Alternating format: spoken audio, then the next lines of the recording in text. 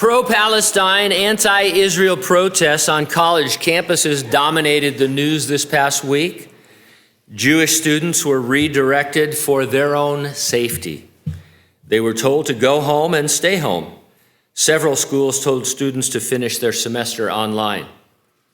I read an article this week about the early stages of anti-Semitism in pre-World War II France. The author wrote, "In 1941, my Jewish father lived in Paris. He was only 16 years old. He lived with his parents in the 13th district.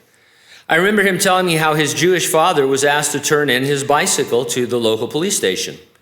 As a citizen in good standing, he did. And so did tens of thousands of Jews. Now the Jews were stuck at home with no mode of transportation. But maybe the underground metro railway, as long as they wore their yellow star patch and only used the last car of the train." Jews being told to stay at home for their own safety, this author says, is eerily reminiscent of first steps to the Holocaust. And maybe we don't see it because we're not Jewish, but it's not so subtle. It's right there. Alan Dershowitz commented, "During recent protests in New York, there were calls to repeat the barbarity of October 7 1,000 times. There were shouts of 'We are Hamas, death to America, burn Tel Aviv to the ground, Jews go back to Poland.' The chant of 'From the river to the sea, Palestine will be free' is pervasive. Free of what? Free of Jews. The goal is to make all Israel Judenrein, ethnically cleansed of all Jews. What is demanded is the end of Jewish presence in the Middle East." Researchers agree that we are witnessing anti-Semitism in an unprecedented way around the world. CNN reported anti-Semitic incidents in the U.S. reached their highest level last year since the Anti-Defamation League, the ADL, a civil rights non-governmental organization, began recording them in 1979. Anti-Semitic incidents have nearly tripled in the last 6 years.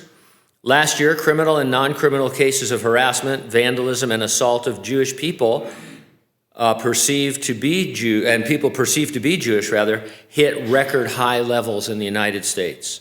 An organization called Combat Anti-Semitism reported, quote, "a nearly 60% increase in anti-Semitic incidents in 2023 globally." The Jerusalem Post said the annual report for 2023 and January 24 on the fight against anti-Semitism published by the Diaspora Ministry, the World Zionist Organization, and the Jewish Agency showed that between October and December, the number of anti-Semitic incidents worldwide increased sixfold, or 235%. As much as 2,500 years ago, the Bible predicted that the Jews would be dispersed from their homeland to all the nations of the earth, but that they would return and that Israel would be a nation again. And these are a series of remarkable miracle prophecies that have come true. And so, there's no doubting that they have fulfilled prophecy by being in their land. But it says also that she would be hated, despised, especially Jerusalem would be a source of constant tension and turmoil throughout the entire earth. Anti-Semitism is nothing new, but the current global irrational anti-Semitism is. It is unprecedented. That's the word that keeps getting used over and over again, and not by Christians or Jews, by secular commentators.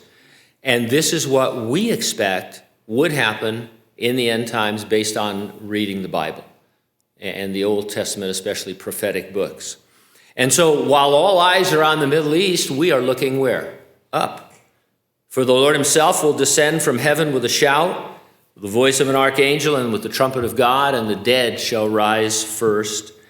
Then we who are alive and remain shall be caught up together with them in the clouds to meet the Lord in the air, and thus we shall always be with the Lord. Therefore, comfort one another with these words. That's the resurrection and rapture of the church. It's an imminent event. It could happen right now. Are you ready for the rapture? If not, get ready, stay ready, keep looking up. Ready or not, Jesus is coming.